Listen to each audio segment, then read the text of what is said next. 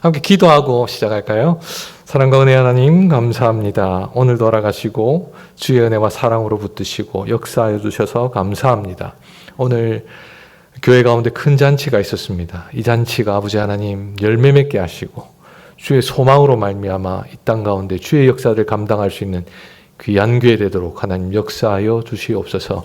이 시간 친히 좌정하여 주셔서 우리의 말씀 가운데 주님 함께하여 주시고 그로 말미암아 주의 능력이 온전히 드러나게 하시고 주의 영광만 나타나게 하여 주시옵소서. 감사드리며 예수 그리스도의 이름으로 기도드렸습니다. 작년이었죠. 저희들도 외국에 있으면서 요즘 인터넷이 발달해 놓으니까 외국에서도 다 들리더라고요. 대선을 이번에 저희들도 외국에서 치렀습니다. 라트비아에서. 라트비아에 있다 보니까 좋았던 게 IT에서는 인도에서는 한 번도 총선이고 대선이고 치러보지를 못했어요. 그런데 라트비아에 있으면서 총선도 해보고요. 대선도 해보고 원치도 않게 일어난 일이긴 하지만 대선도 치르게 되었습니다. 그 12월 달에 일어난 일들로 말미암아 많은 고통들이 우리 가운데 있었던 것으로 알고 있습니다. 그러나 그 가운데서 이번 대선도 치르고 나서 또 새로운 희망들을 하나님 준비하고 계시지 않는가, 그런 또 기대와 소망으로 함께 오늘도 말씀을 이어가고자 합니다.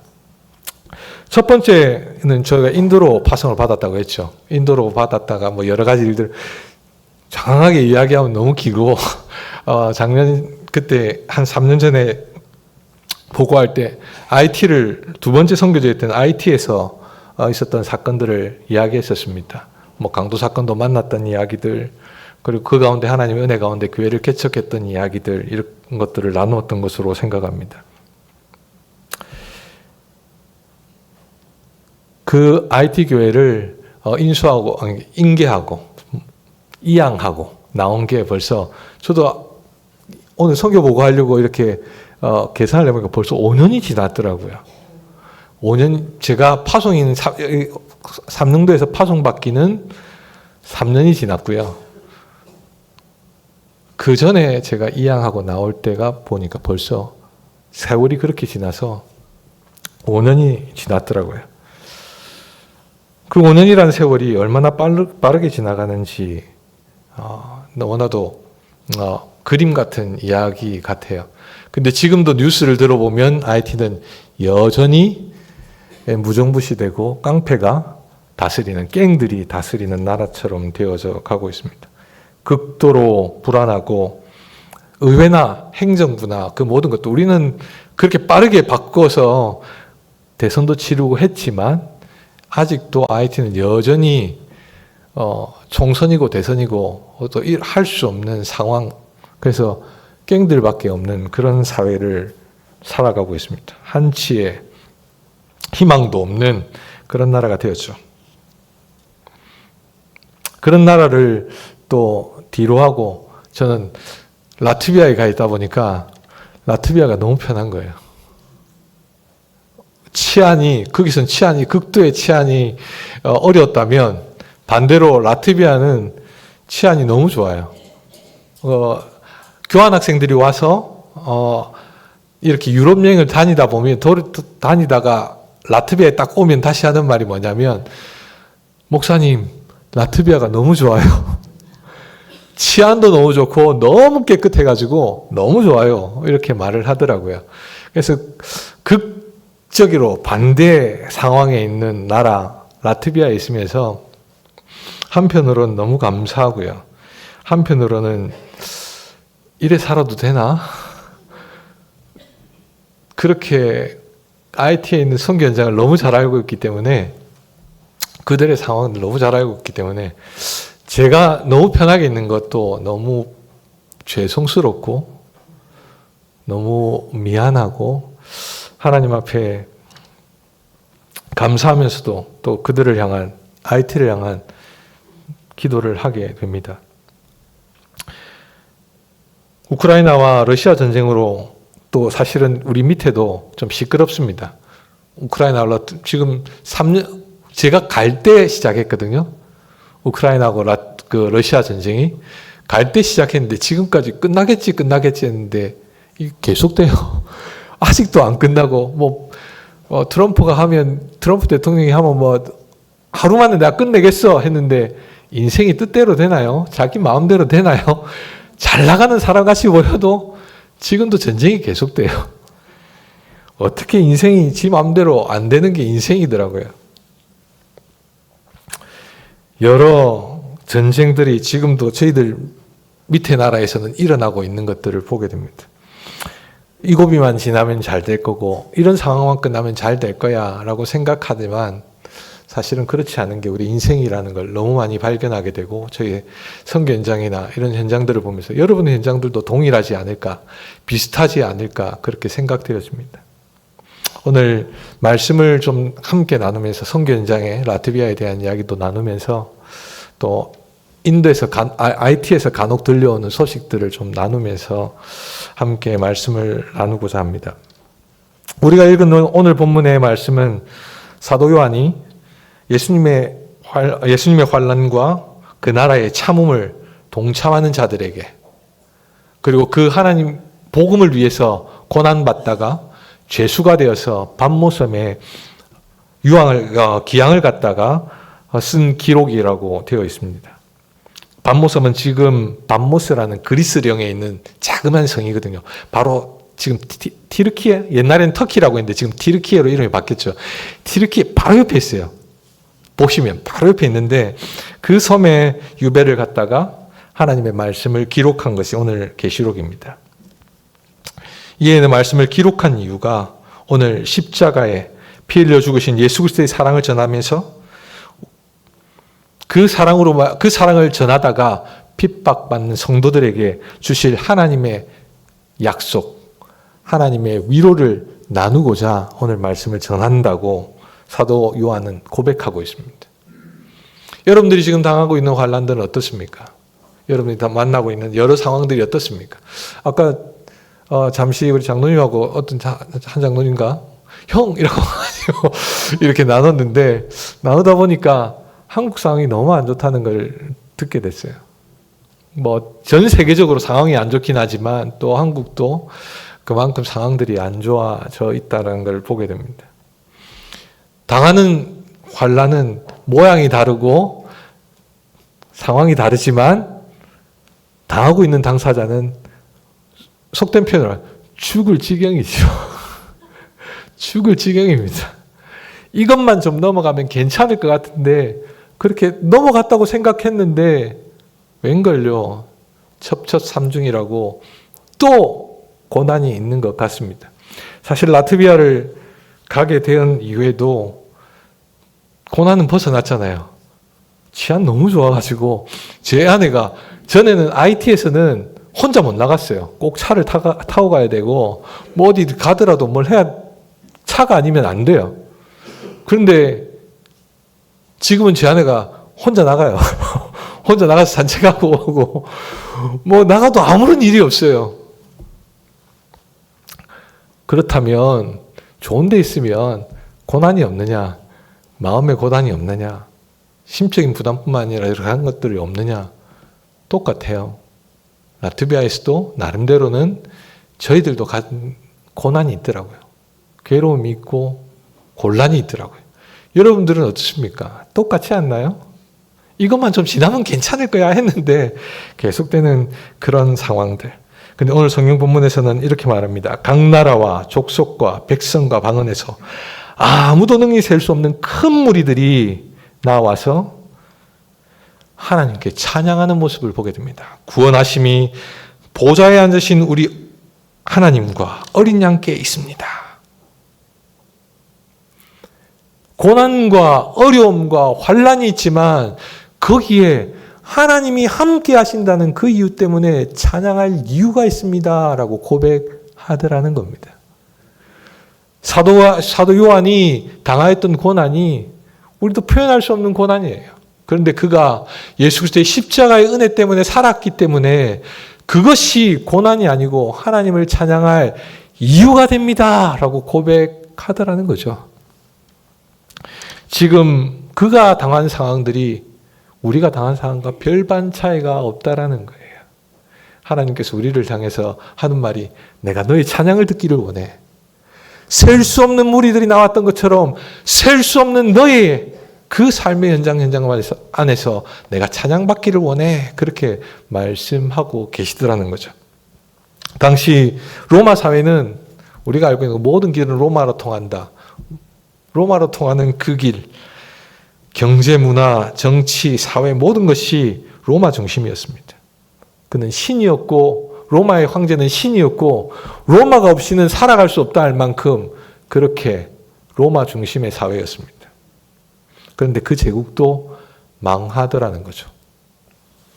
그 제국이 망한 그 배경을 보게 되면 여러 가지 것들이 있지만 결국은 그들이 그리스도를 믿는 사람들을 멸망시키려다가 오히려 자기들이 멸망당합니다. 요한이 멸망받으려고 했던 것 같이 보이지만 죽을 것 같이 했던 것 같이 보이지만 그들은 오히려 로마가 멸망되는 근거가 되었습니다. 여러분들이 삶을 살아가는 그 현장이 힘들고 어려운 여러 가지 주변의 사람들이 우리를 힘들게 하고 어렵게 할 때도 있습니다. 그런데 그들에게서는 그들이 우리를 힘들게 하고 어렵게 하는 것 같이 보이지만 하나님께서는 그것을 통해서 우리의 삶을 바꾸어 놓고 그들의 삶을 바꾸어 놓더라는 겁니다. 하나님이 사용하는 방법이었습니다. 아수르 제국을 통해서 이스라엘을 멸망시킨 북이스라엘을 멸망시킨 것 같았고 바벨론 제국을 통해서 남유다를 멸망시킨 것 같이 보였습니다. 그런데 하나님께서는 오히려 바사라는 제국을 통해서 하나님의 나라가 다시 건설되도록 했고요. 헬라 제국을 통해서 그리스 제국을 통해서 복음이 힘을 얻도록 하는 하나님의 모든 역사를 바꿔 놓았습니다. 재밌습니다. 하나님께서는 우리가 알지 못하는 계획들을 가지고 고난당하는 순간순간인 것 같이 보이는 그 순간들도 하나님의 역사의 현장으로 바꾸어 놓더라는 거죠. 그래서 히브리서 기자는 이렇게 말을 합니다. 나옵니까? 히브리서 12장 1절과 2절의 말씀은 이렇게 말합니다. 이러므로 우리에게 구름같이 둘러싼 허다한 증인이 있으니 모든 무거운 것과 얽매이기 쉬운 죄를 벗어버리고 인내로서 우리 앞에 당한 경주를 하며 믿음의 주요 또 온전케 하시는 이인 예수를 바라보자.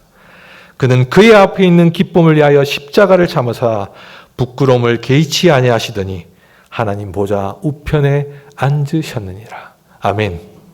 그렇죠. 허다한 증인들이 보았던 것은 하나님 보좌 우편에 앉으신 예수 그리스도였습니다. 그가 어떻게 했습니까? 고난을 당했다고 해요. 그런데요, 그게 똑같이 너희들도 고난을 안 당할 줄 알았냐? 아니, 우리도 고난 당한다는 거예요. 복음을 위해서 살다 보면 고난도 당할 거고 어려움도 당할 거야. 그렇지만 하나님께서는 뭐요? 예수님께서는 뭐요? 보좌 우편에서 지금도 그 다스림을 끊임없이 행하고 계시더라는 거죠. 우리 믿음의 선배들이 그랬습니다. 신사참배를 반대했던 우리 신앙의 선배들이 죽을 것 같았잖아요. 그런데 신사참배를 반대하고 고난을 당한 그것이 우리 교단을 형성하는 배경이 되었습니다. 믿음을 온전히 고백하는 배경이 되었죠. 그리고 그 배경이 놀랍게도요, 다른 교단은 어떻는지 모르겠습니다. 근데 저희 교단은 교단이 생성되는 때부터 복음을 전하기 시작했어요. 제1호 선교사인 김영민 선교사님이, 대만 선교사님은 제일 먼저 1호 선교사로 갈 그 당시만 해도 교단이 생성되기 전이었어요. 그리고 교단이 생성되면서 제일 먼저 선교사를 파송하자 하고 보낸 분이에요. 복음의 현장 가운데 세워 놓았죠. 그리고 그것이 지금 저희들도 그 같은 대열에 설 수 있는 영광을 하나님 준비해 주셨던 거죠. 오늘 잠시 또 장로님과 말씀을 나누는데, 야, 이 선교사 우리가 처음에 시작할 때는 교회가 선교사 얼마 안 됐대. 배 목사님 계실 때 미자리 교회도 없고 막 이렇게 교회하고 할 때 당시 선교사 숫자가 얼마 안 됐어요. 근데 지금은 한번 가서 올라가서 봐봐라. 우리 교회가 이렇게 섬기고 있다.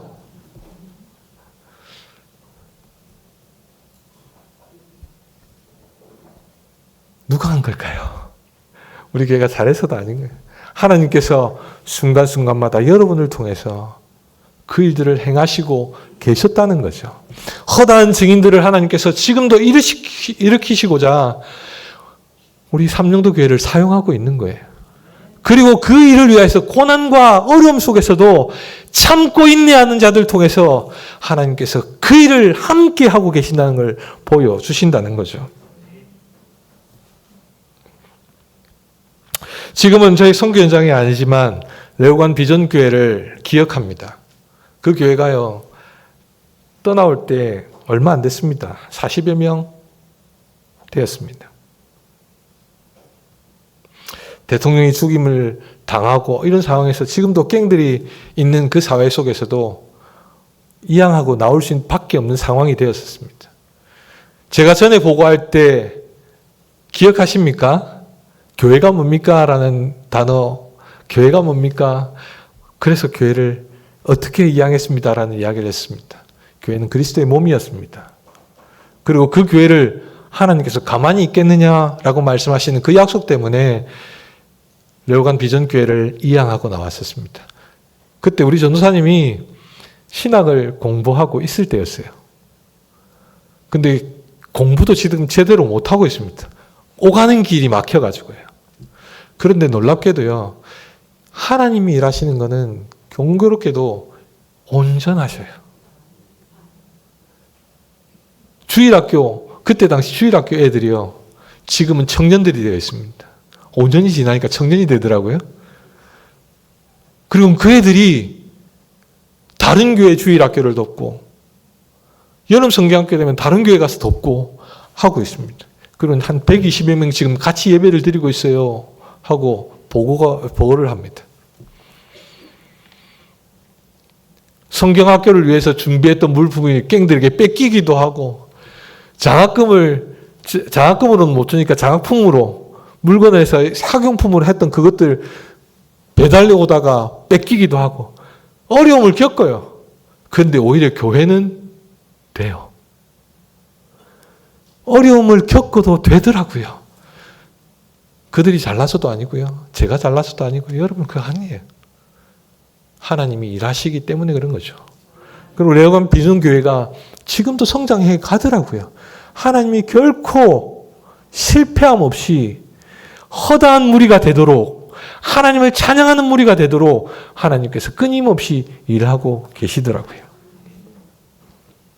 그래서 해마다 지금 한 2, 3회 정도 성경 읽기 학교도 지금 하고 있습니다. 계속 보고가 올해는 몇 명을 했습니다.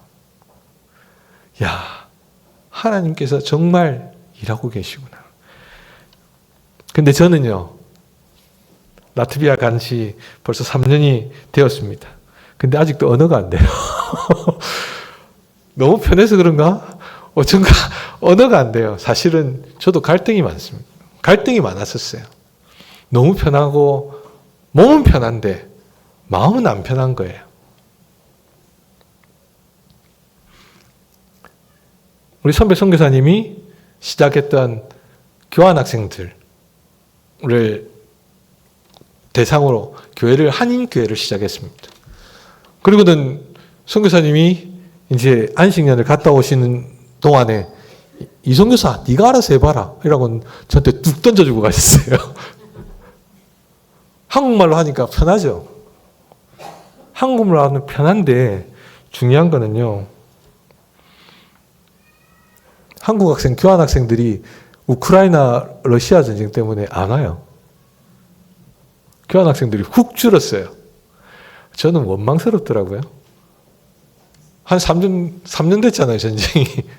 그러면은 좀 빨리 마치면 교환학생들이 좀 늘어날 건데 안 늘어나더라고요.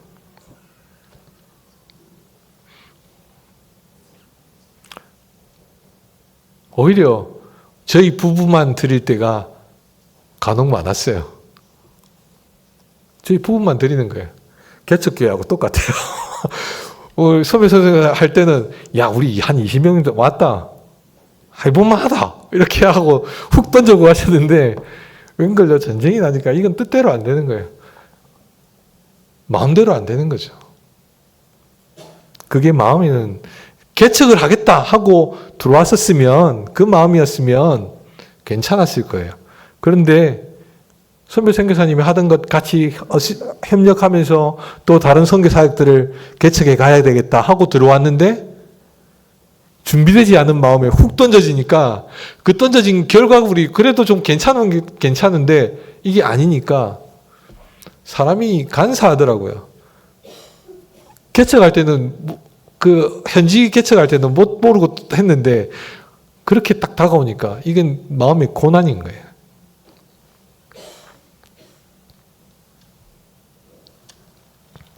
그런데 그런 속에서 하나님의 일하심을 좀 보게 됩니다. 요한계시록 7장 11절과 12절을 다시 한번 볼까 합니다. 모든 천사가 보좌와 장로들과 네 생물의 주위에 서 있다가 보좌 앞에 엎드려 얼굴에 대고 하나님께 경배하여 이르되 아멘. 찬송과 영광과 지혜와 감사와 존귀와 권능과 힘이 우리 하나님께 세세토록 있을지어다. 아멘 하더라. 장로들이 표현되고 있죠. 이 장로들은 구약과 신약의 대표적인 인물들로 표현되어집니다. 그들이 하나님 앞에 나가는 요한계시록의 다른 묘사를 보게 되면 하나님의 앞에 검은고와 그 보좌 앞에 향로들을 가지고 나아가는 모습을 보게 됩니다. 그 향로가 뭐냐면 성도들의 기도니라 라고 표현하고 있습니다. 제 마음의 부담을 저는 부담으로만 가지고 있습니다. 근데 놀랍게도요. 여러분들이 오늘 제가 온다고 권사님이 전화 오신 거예요. 이 선교사 잘 있지?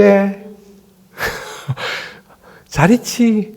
하시면서 하면 내 기도하고 있대. 내 기도하고 있대. 제 아내가 그런 말을 해요.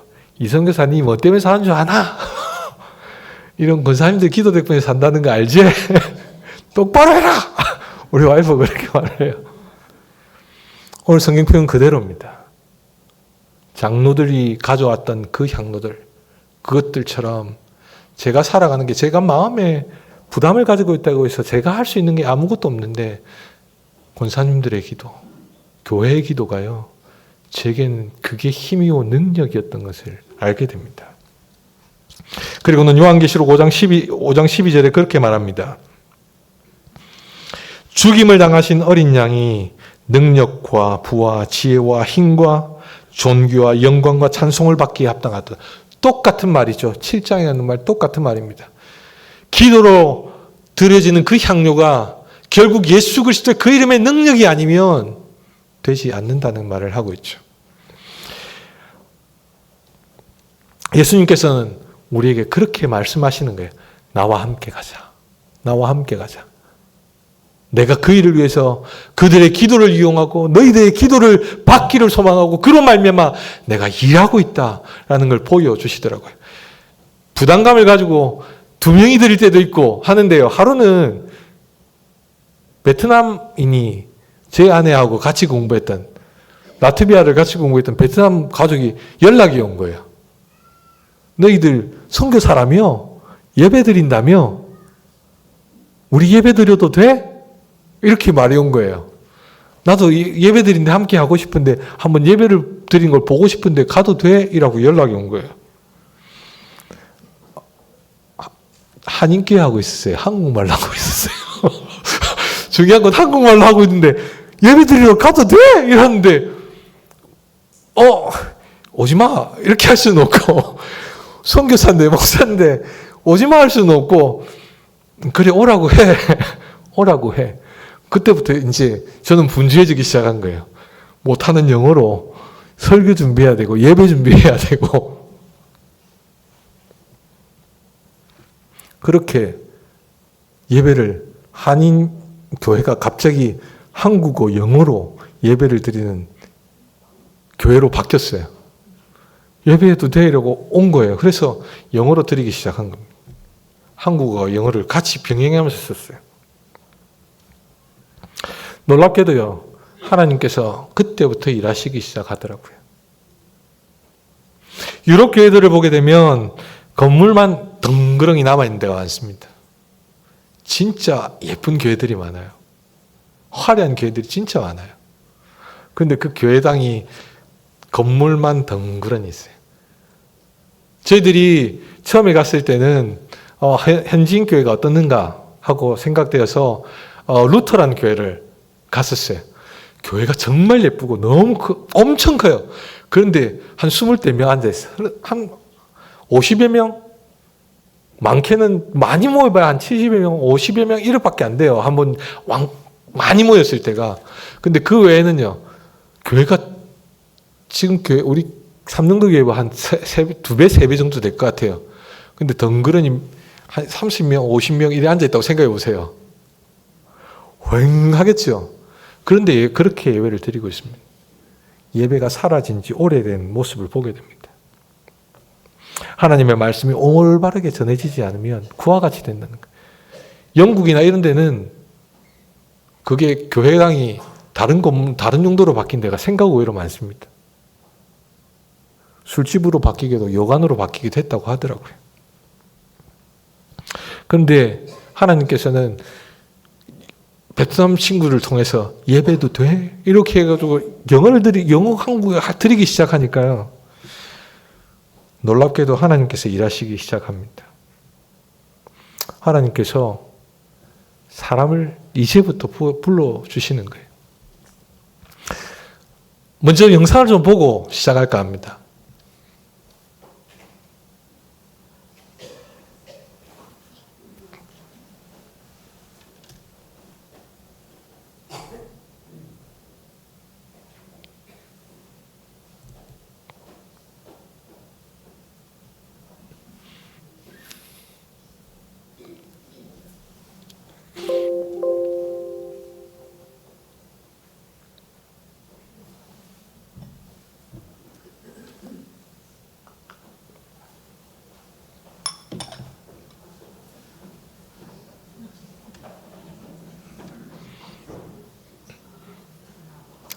아까 시연할 때는 되는데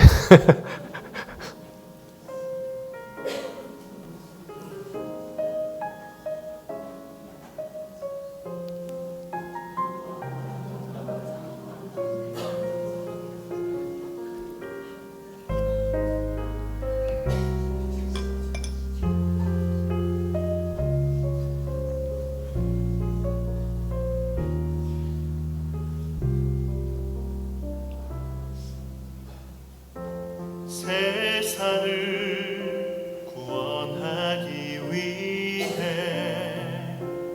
흘려야 할 피가 필요하다면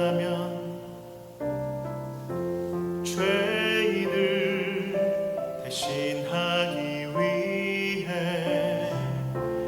희생의 제물 필요하시다면 내 생명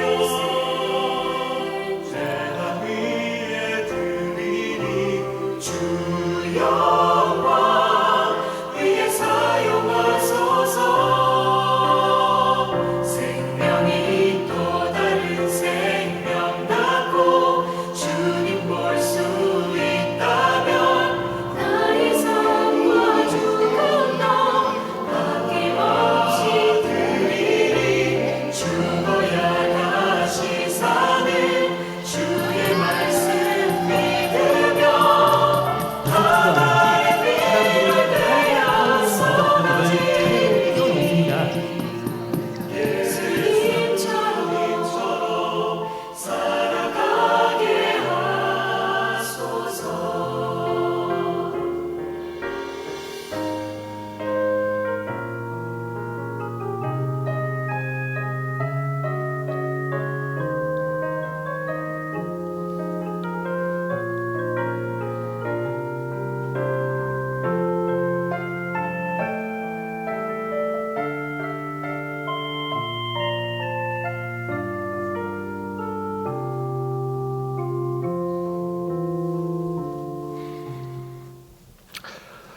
이제 4년 차를 접어들고 있습니다. 라트비아 너무 예쁘죠? 지금 관광청에서 나온 건 아니고요. 라트비아 너무 예뻐요. 그리고 요즘 유튜브에 가보시면 라트비아 소개하는 것들이 좀 많이 올라와 있더라고요. 걸어서 한국이라든지 여기 필요한 부분들 좀 땡겨오긴 했는데요. 라트비아 너무 예뻐요. 근데 이곳에서 드려지는 그들의 삶들의 모습은요, 사실은 예배가 많이 사라져 있는 곳입니다. 라트비아와 러시아를 공식으로 처음에는 이야기하다가 우크라이나 전쟁을 통해서 러시아 지휘를 하면서 라트비아가 러시아를 공식으로는 이제는 빼버렸어요. 그리고는 학교를 없애버렸어요. 러시아 학교를. 저는 러시아어를 사용하는 학교가 있었거든요. 그것도 없앴어요. 스탈린 건축들도 없애버렸어요. 러시아 지우기를 지금 하고 있어서 라트비아어만 가능합니다. 근데 재밌는 거는 아직도 문서에는 라트비아어, 러시아어, 거기다가 영어가 있어요. 생각 외로 라트비아 사람들이, 젊은 청년들이 영어를 잘합니다. 너무 영어를 잘해요. 그래서인지 하나님께서 일하시기 시작하셨다는 이 말씀을 드렸잖아요. 베트남 그 가정이 오고 난 다음부터 제가 언어의 젬병인데 어쨌든 영어를 어떻게 하고 뭐 요즘 AI가 있어가지고 거기에서 그 트랜스레이트 해가지고 하고는 막 한국어 영어로 예배를 드리다 보니까 하나님께서 사람들을 붙이기 시작하시더라고요. 제가 전도를 하거나 이렇게 하진 잘 못해요. 근데 한국어를 배우는 K-팝, 뭐 K-문화 이렇게 하다 보니까 한국어를 배우는 친구들이 한국어를 들을 겸 한국어를 배울 겸 그러면서 영어를 하니까 어쨌든 또 이해할 수 있는 폭이 있으니까 라트비아 친구들이 한 서너 명 이렇게 같이 조인됐어요. 한국에 오는 교환학생들도 하나님께서 또 연결고리를 연결해서 지금은 보통 기본적으로 지금 예배를 드릴 수 있는 친구들이 한 6명 정도를 같이 함께 지금 예배 드리고 있습니다. 개척교회 치고는 괜찮죠? 6명이면 괜찮잖아요. 제 아내까지 하면 한 8명에서 10명 사이 왔다 갔다 하니까요. 너무 괜찮은 거예요. 하나님께서 그렇게 위로를 해주시더라고요. 마음을 가지고 있다고 해서, 마음의 부담을 가지고 있다고 해서 되는 게 아니라 하나님께서 예배를 시작하면 하나님의 마음을 쫓아, 예수 그리스도의 마음을 쫓아 오늘 성경의 본문에처럼 그 천사들이 드렸던 예배처럼 하나님께 영광을 돌리는 예배처럼 하나님께서는 거룩한 예배의 공동체들을 통해서 예배하는 자들을 통해서 사람들을 불러 모으시기 시작하더라고요. 하나님께서 그렇게 이야기하시면서 시작한 이야기들이 라트비아의 시작을 알리고 있습니다. 한 3년 지나고 나니까요. 하나님께서 나눌 게 없어 이렇게 생각을 하다가 그렇게 하나님이 일하고 있다는 게 보이기 시작하는 거예요. IT를 떠나면 저는 아무것도 아닌 줄 알았어요. 하나님이 일하시니까. 저는 할 수 있는 게 사실은 아무것도 없으니까요.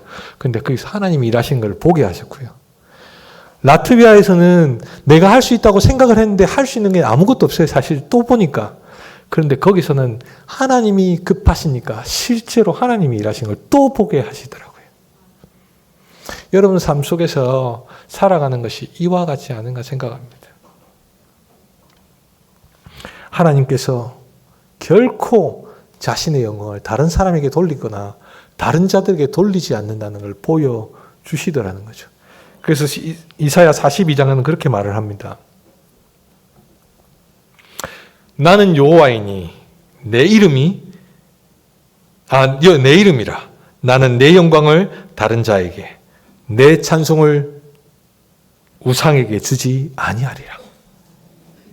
이 말이 무슨 말씀인가? 우리 잘 알잖아요. 하나님께서 스스로 행하시겠다.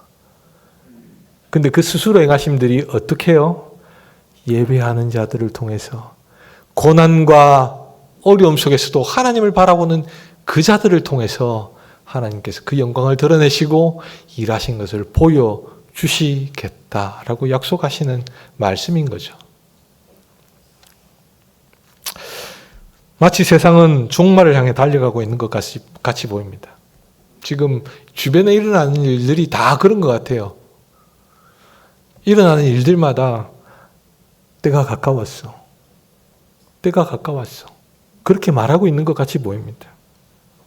그래서 지금은 환난과 핍박과 기근과 지진들, 민족들 간의 전쟁들이 끊이지 않는 시대, 한치 앞을 예측할 수 없는 시대라고 말할 뿐만 아니라 우리의 삶조차도 보장할 수 없는 삶을 살아가고 있는 것 같이 보입니다. 그리고 가면 갈수록 예배는 식어가는 것 같이 보입니다. 코로나 이후에 예배가 많이 바뀌었죠. 하나님께서 왜 그렇게 바꾸셨는지는 이해할 수 없습니다. 우리가 하나님의 뜻을 다 이해할 수 없지만 코로나 이후에 예배들이 많이 식었다라고 말하는 데도 많이 있습니다. 공동체가 모여서 함께 하던 일들이 많이 줄었다고 이야기를 하고 있습니다. 너무나도 현저하게 하나님을 예배하는 자들이 사라져가기 시작합니다. 그런 시대를 살아가고 있는 우리의 모습입니다. 그런데 하나님께서는 죄를 통해서 보여주신 것들이 뭐냐면 예배할 때 내가 함께 해주겠다 했습니다. 고난 중에서도 하나님을 바라볼 때 하나님이 함께 하시겠다 했습니다. 놀랍게도 IT에서 이분도 전도사가 연락이 옵니다. 계속 지금 연락 주고받고 하고 있거든요. 제가 할 수 있는 게 그것밖에 없어요, 사실은. 근데 저도 이제 안 쓰다 보니까 끄레오를 많이 까먹었어요. 끄레오를 많이 까먹어가지고 쓰려고 하다 보면 이게 무슨 말이었더라. 내가 이거 무슨 말을 해야 되지 하고는 한참을 막 고민하고 아니면 또 요즘 구글 트랜슬레이터가 그래도 IT를 지원을 하니까 써보고 또 써보고 이래 썼던가 이렇게 하면서 계속 연락도 주고받고 있습니다. 그런데 그 가운데서 하나님이 일하시는 걸 보게 돼요. 떨어지는 건 내가 떨어지는 거지 하나님은 떨어져 있지 않더라고요. 하나님을 바라보고 그 고난 속에서도 하나님을 의지하는 사람을 통해서 하나님이 일하고 계시는 것을 보여주시고요. 예배가 죽어 있는 것 같이 보이지만 그냥 하나님 여신 것만큼 하겠습니다 하고 그 베트남 형제 때문에 그 친구들이 잘 나오느냐 잘 나오지는 않는데도 불구하고 어떻게 그게 계기가 되어서 예배를 드리기 시작하고 그렇게 드리기 시작하니까 사람들을 붙여주시고 하나님께서 이 사람들을 통해서 일하는 걸 보게 하시고 예배를 통해서 하나님이 일하시는 걸 보게 돼요. 제가 영어를 알면 얼마나 잘하겠어요. 번역해서 하는 건데 얼마나 유창하게 발음하겠어요. 떠듬떠듬거리고 그냥 읽는 수준이에요. 속 시원하게 설교 좀 해봤으면 좋겠어요. 영어로. 그런데 어떻게 하든 그렇게 시작하게 하시니까 하나님께서 사람들을 데리고 오시더라고요. 그 가운데 하나님이 일하실 것이라는 소망을 가지게 하시더라고요. 여러분들 삶 속에서 하나님이 그렇게 말씀하시는 겁니다. 나와 함께 가지 않겠냐? 내가 너와 함께 할 거야. 고난 중에 있느냐? 함께 할게. 어눌하느냐? 부족하느냐? 내가 함께해서 할게. 그런데 중요한 건 거기에 너 함께 하지 않을래? 지금 묻고 계시는 거였어요. IT를 이양하고 나올 때도 하나님께서 내게 맡겨줄래? 라고 내가 할 테니 맡겨줄래 하시는 말씀이셨고요. 예배하는 이곳에서 나와 함께 할래? 라는 말씀이셨어요. 맡기고 함께하는 자에게 하나님이 일하신다는 거였습니다. 오늘 어쩌면 여러분에게 지금 하나님이 하시는 말씀이 아니신가 생각합니다. 나와 함께 하겠니? 나와 함께 복음을 전하는 자로 함께 하지 않겠니? 내가 복음의 역사를 이루어갈 테니 너는 나의 일에 함께 동참해 주지 않겠니? 어여쁜 자야. 일어나 함께 가자. 믿음의 고백자여 함께 하자. 그렇게 하나님이 지금 초청하시는 건 아닌지 모르겠습니다. 오늘 여러분들이 하였던 천국 복음잔치가 어쩌면 그 여러분 삶의 연장 가운데서 이 청함에 하나님의 초대에 응답하는 가장 좋은 방법이기도 하고요. 여러분의 삶의 현장에서도 동일하게 그 역사를 하나님이 이루어 가시고자 원하는 하나님의 증거이기도 합니다. 간절히 소망하기는 하나님의 역사가 여러분과 함께 하기를 소망합니다. 아직 3년 이제 지나면서 아직도 저는 항상 지금 경험하는 게요. 아이가 3살 되면 유창한가요? 요즘은 한국은 애들이 유창하더라고요. 똑똑하더라고요, 애들이. 근데 3년이 보통 2, 3년 지난 애들이 말은 유창하게 하고 똑똑한가 모르겠지만 어린애는 어린애예요. 저는 계속 어린애만 하는 것 같아요. 인도에서 한 3년 하다가, 한 4, 5년 하다가 또 나와가지고 IT에서 한 8년, 9년 하다가 또 이제 좀 뭐 좀 하려고 하니까 그거는 또 이제 3년 지난 거예요. 이제 또 어린아이 삶을 지나가고 있습니다. 그 가운데 하나님께서 행하실 것을 또 동일하게 바라보면서 지금 나아가고 있습니다. 여러분들 가운데서 어쩌면 지금 신앙의 모습이 아직도 어린아이 같고 힘겨워하는 상황일 수도 있고 여러 가지 상황일 수 있습니다. 그러나 그 가운데 하나님의 초청에 함께 한다면 하나님께서 역사하실 거예요. 어린아이가 지가 잘나서 그런 게 아니고 부모가 잘나서 그런 거죠. 하나님이 잘나서 분명히 행하실 거라고 약속하고 있다는 겁니다. 여러분들이 그 하나님의 능력과 은혜 가운데 의탁하고 하나님의 역사를 경험하고 복음과 함께하는 귀한 교회 되기를, 귀한 성도님 되시기를 간절히 소망합니다.